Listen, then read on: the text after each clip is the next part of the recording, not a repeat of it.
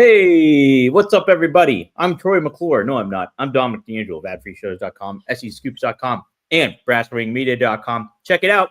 But I'm here today with Mr. Robert Karpelis, WE Creative_. Robert, how are you, man? Oh, it's an audio podcast as well. I was giving a thumbs up there. I'm doing fantastic. What a Thursday! Apologies that I was unable to be here yesterday for Dom. Apparently, is back on the gas. Oh, yes. Seems to have been the headline that I got from that. But no, unfortunately, I got pulled into a very long contract negotiation, and at no point during that contract negotiation did any of them ask me about Seth Rollins. So I'm a little disappointed. Oh, man. Well, the funny thing is, too, the other day when I did the show by myself, Robert was in the chat. And then afterwards, I saw that he was like, send me a link. And I missed it. Yeah, I was supposed to have this is the real breaking news here. I was supposed to have a meeting on Tuesday. Wasn't going to be able to join the show. 10 minutes into the meeting on Tuesday, someone was like, hey, something just came up. We need to reschedule. Let's move it to Wednesday. I said, perfect. Let me try to get in on the show. I don't have the link to click into here on the StreamYard deal. And I'm texting Dom, let me in. And then when I saw that, I'm like, oh, I can just message it in the chat. And then Dom's brain would eventually be like, oh, I guess he's watching. Let me take a look. And then no. I thought you were just preoccupied. You weren't able to actually join the show, but you were just chiming in. No. I was like, hey, let's get in. But instead you were talking about people eating ice cream and LA Night. And I was just like, this will not stand. But what will stand is our folks in the chat. Yes. Say hi to some of the fine men and women all over the world joining us here. I'll let you click. All right. Triple E says, what's up? Y'all check out that amazing Enzo Amore interview. Yeah, yes, I did interview Enzo. Check it out. Okay. Mm-hmm. Here's a fun thing for y'all, kids, friends, whatever. There's a gentleman in the box next to me. Yes. Who was like, hey, I'm interviewing Enzo Amore. I give him a question. He goes, Enzo gave a great answer. I said, great. Where can I see the interview? Did you ask me that? Still no answer. No idea where this interview exists. I'll show it. I'll share it with you. In the mind. I had no idea you texted me. Where can I see the interview? I got a thumbs up from you. I saw that. But that was it. Dom, where was the interview posted? It's at BrassRingMedia.com. Check it out. BrassRing Media, one of the many outlets that Dominic D'Angelo contributes to. Yes. One of the many fine institutions, and Brass Ring, solid. Formerly One True Sport. Right. We'll be I'll be on the conference call with Tony Khan today. For WrestleDream. So really, can you ask him how? Just say, hey, I had a crazy WrestleDream that NXT has beaten you guys 40 of the last 52 weeks. Is that true?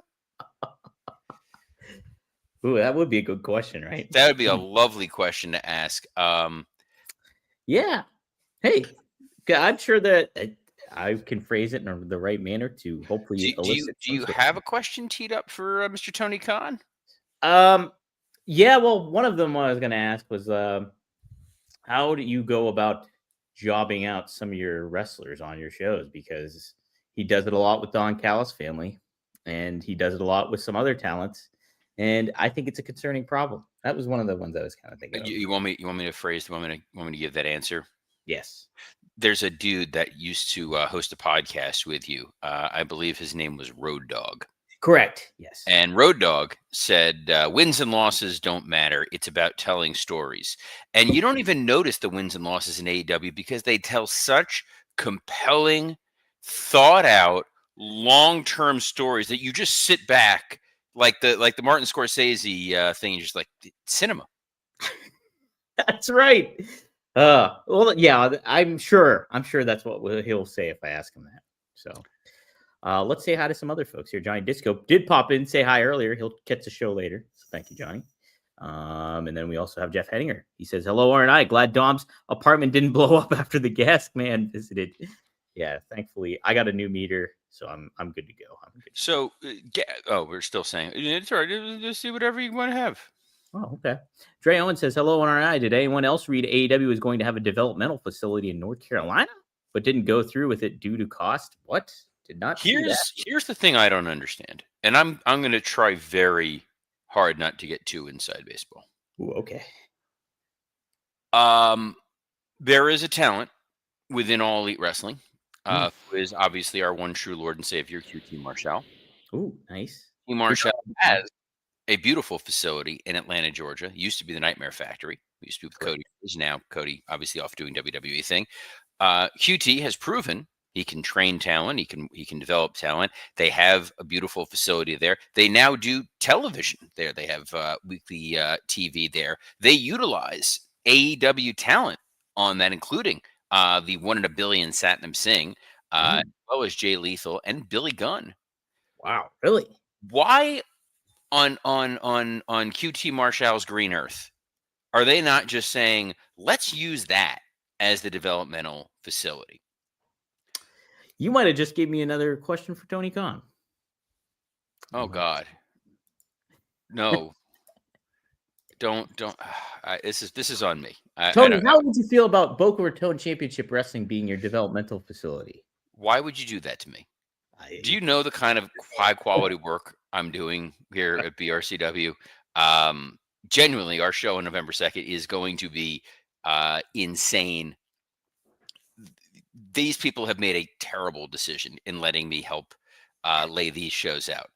And because of it, I now force them to make complete sense from beginning to end.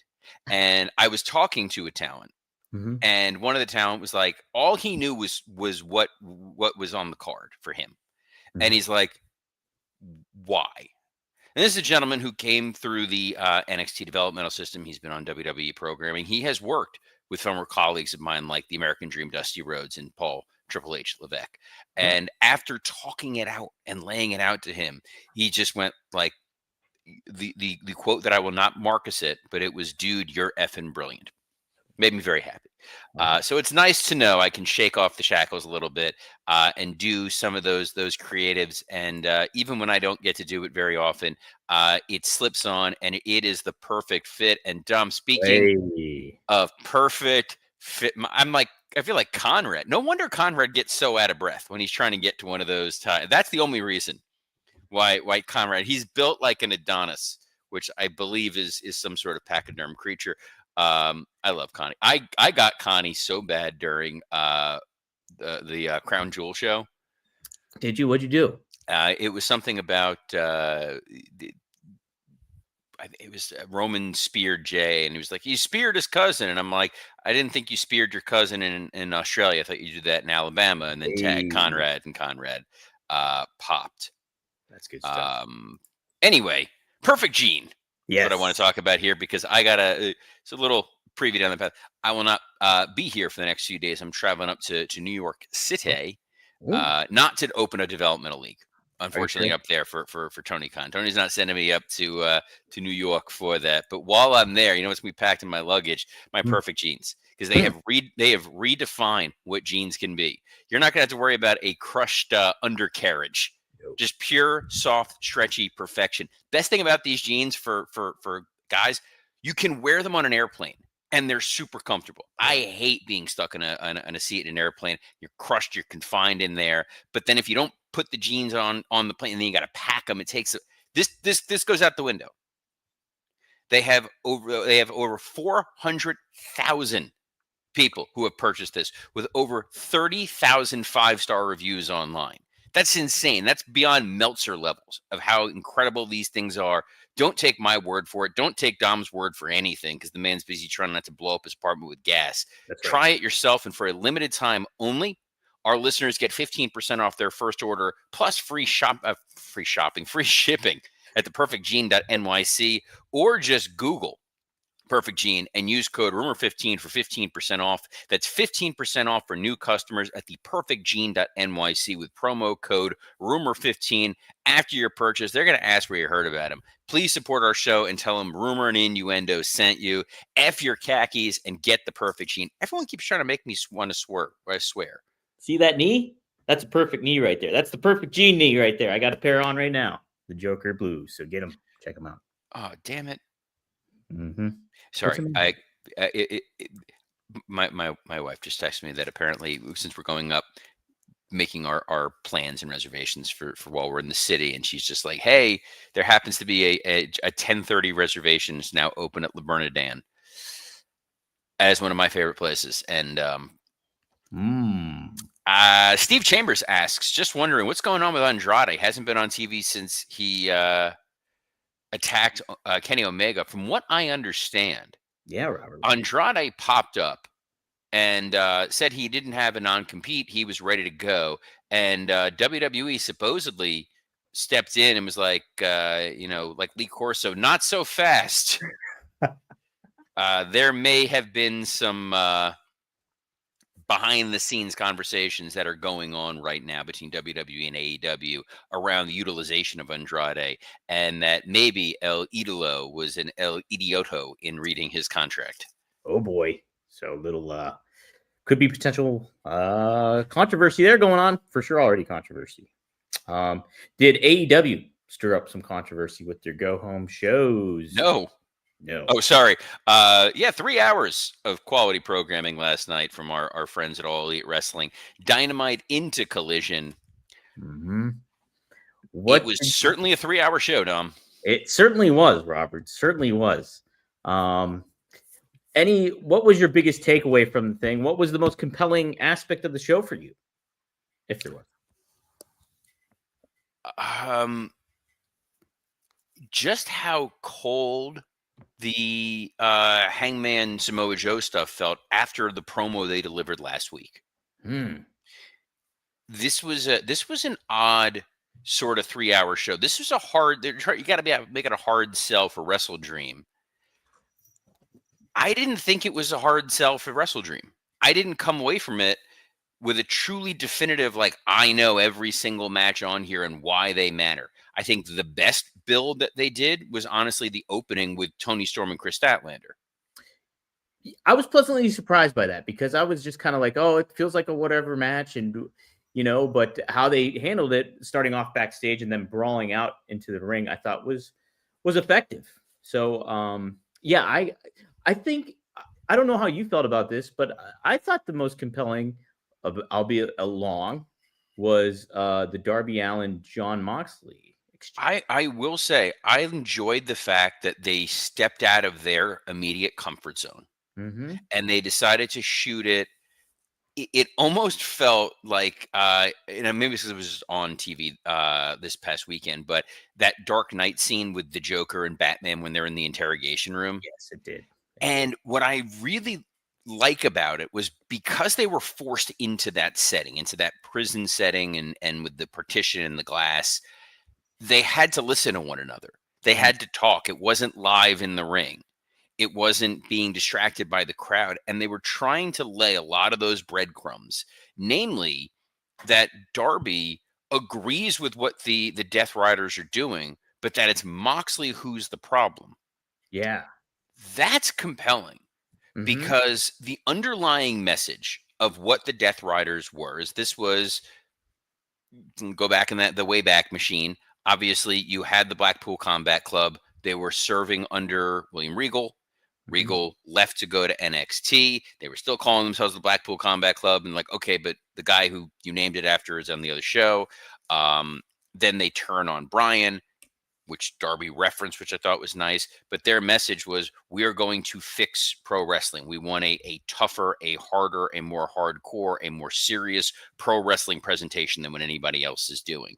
And Darby feels like the kind of guy that would be on board with it. So I love the idea of, I like the message, I hate the messenger. That's something you can get behind because now there's that tiniest inkling of Moxley quits and Darby takes over the Death Riders. And that would be compelling for sure because, I mean, for months and months on end, this Death Riders angle has just felt dead in the water. And so if you're able to kind of shake things up, you make Mox go away for a while, you have Darby take over, and whether that he puts like a babyface spin on this faction or he maybe turns heel, I don't know. Either way, I think it's a little bit more intriguing than what we've been getting and will shake things up in a fair fashion. By the way, having used Darby as a heel before, I've used him as a heel, used him as a baby. He is a very good heel because he can go in there, he can take the ass kicking, and he can cut these promos that do get under your skin. He is naturally not a very likable guy, and that's something that it's the Roman Reigns thing. Mm-hmm. When Roman was the super smiley baby face, it didn't work because naturally Roman Reigns is kind of a dick. Mm-hmm. And that's okay. But he was being miscast, and I didn't even mean to do it, but I said dick, so There we go. I also found out apparently my aunt, whom I love, found this show online through her weird algorithm, and I just get a message from her. She's not a wrestling fan, that's not that surprising. Just says to me, "Blue Chew, interesting." And guys, Blue Hey, Chew is interesting. that's right. Because this isn't just a tablet, it's a cheat code for your crotch. Stronger, harder, longer lasting, like someone gave your downstairs a pep talk and a gym membership. This is the original brand offering chewable tablets for better sex. It isn't just about performance, it's about establishing your legacy. And nothing makes you more of a legend than a little Blue Chew. Discover your options at bluechew.com, and we've got a special deal for our listeners. As always, get your first month of Blue Chew free. Just use promo code RUMOR at checkout. Pay $5 shipping. That's it. Join Blue Chew's mission to upgrade humanity one thrust at a time. Head to BlueChew.com for more details and important safety information. And we thank Blue Chew, as always, for sponsoring this episode of Rumor and Innuendo. Thank you, Blue Chew, indeed. Were you thankful for yet another match between the Hurt Syndicate and the Gates of Agony? And it's the Gates of Agony that get the win with a little help from Ricochet. And Robert, I thought they handled this well because I went in there big time skeptic, thinking that Gates of Agony were going to lose yet again and they would look like losers. And that didn't happen. We did get a little chicanery and they got the win. So I was okay with it. But it seems like we're getting a trios tornado tag now at WrestleDream. Did you ever see that movie Tenet? No, I haven't. Oh, okay. So time doesn't make sense. Mhm. This match felt like Tenet. We had the build up to a 6-man. Bad guys won. No Yes. follow-up. We have the street fight. The good guys get their revenge. Story over. Mhm. Now we have the tag match with the outside interference that would clearly set up a street fight we've already seen. Right.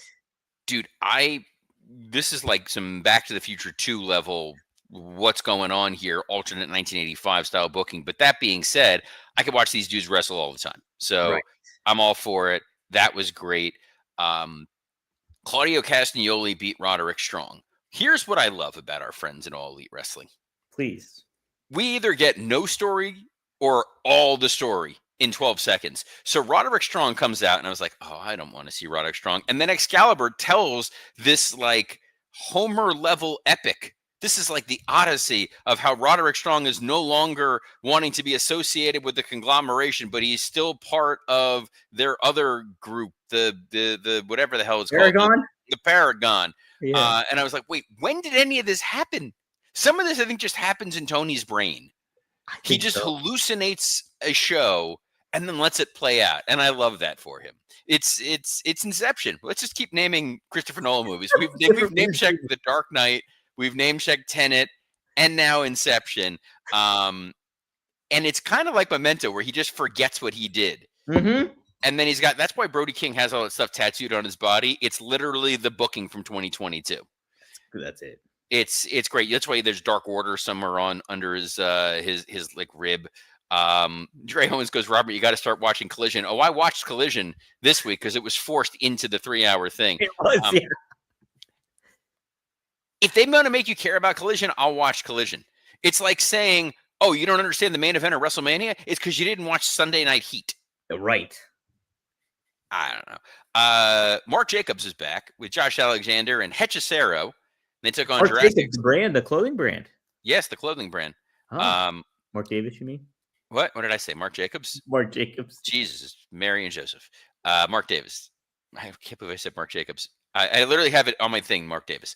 I love Hechicero so much because of how just not great he is and how big a deal they make of him, that if it wasn't for El Grande Americano in WWE, I would be making Hechicero the greatest luchador of all time as this somewhat just generic, thick, borderline, like dull individual. He's like the executioner from WCW NWO Revenge. That's what he feels like to me. Yes. He's like Orb the Executioner in WWF when it was Terry Bam Bam Gordy. Mm-hmm. This was a fine 6-man match. You can beat the Don Callis family 100 times out of 100. By the way, it's Doesn't mean old. anything, though. None of this means anything. This is old school Heenan family booking. You create a stable, they go out there, they lose, but then you just ignore it and you move on. And I liked the character development at the Don Callis birthday celebration. Uh-huh. Don and my son have the same birthday, which I love because I got a text from Lance Storm saying, "Oh, what's your son have birthday?" I'm like, it's your boy Don's birthday too, and he's like, "Yeah, it seems fitting he'd be born on the 13th." But I like the video screen with Takeshita and then Okada turning it off. It's so fun. Yeah, it's stupid. It's fun. I like that the table just needs to get longer and longer, and they just keep adding people. Right. Dogs and cats living together. Young Bucks come out at the end of this 6-man tag. They beat up Jurassic Express. They don't super kick Kenny because we're building that intrigue as to what's going on. I'm using intrigue very, very lightly. How do you feel about $500,000 being on the line for that tag match, Robert? Man, that's a lot of money. So I don't mind it because they were teasing this. They've been doing all these stupid, like, this is for $300,000 and this is for $400,000 in a the hand job or whatever. But that's on Collision. You got to watch Collision to see that. Oh, that's a Collision. Yeah, that's how they tease. But the idea that the Bucks are broke and they were asking for a money match, and now you're making it a money match. Okay, fine. Sky Blue took on Jamie Hayter. Yes. This was not Dark Elevation. This was a real match that happened. And again, to your point of you're trying to build up this Thekla group of evil women. Yes. And every time I see Sky Blue and Julia Hart, they're losing. And then Thekla's like cutting this menacing promo of like, it's like hocus pocus. She's running amok. And I don't really buy it because she's surrounded with people who just kind of keep losing. Constant losing. All the time. The Ops main evented Dynamite to take on Roosh, Beast Mortos, and Dralistico. Yes. I really can't wait until Beast Mortos gets his law degree and they keep the mask on him, but they give him glasses. Yes. Oh, nice. And look, Tony, that's what you need to Tony. Like, you need to ask Tony. Beast Mortos needs to be a bull who's also a lawyer. A lawyer, yes. Not bull from Night Court, but like a legit, just keep him in the costume. He needs to be Barrister Mortos. Oh, nice. Could you call him Bullworth? Do you like that? The people have the problems, the haves and the have-nots, but the ones that make me listen pay for 30-second spots. That is a quote from the movie Bullworth that I knew off the top of my head. That's impressive. Which is incredibly sad. That is pretty sad. It's a fantastic film, by the way. Have you seen that movie? Never seen it. It's with Warren Beatty. Right? Warren Beatty and Halle Berry. And Oliver Platt from Ready to Rumble. Let's go. The King, man. Yes. I assumed, because they've had these 6-man tag titles frozen in ember, like the mosquito in Jurassic Park, which was not directed by Christopher Nolan. I was not a big Jurassic Park fan. What? Really? Never was never a dinosaur kid. Didn't get the allure of dinosaurs. Saw the movie. Thought the movie was like meh. Felt bad for Newman. What? The books are good. They're very different from the movie. I'm sure they're wonderful.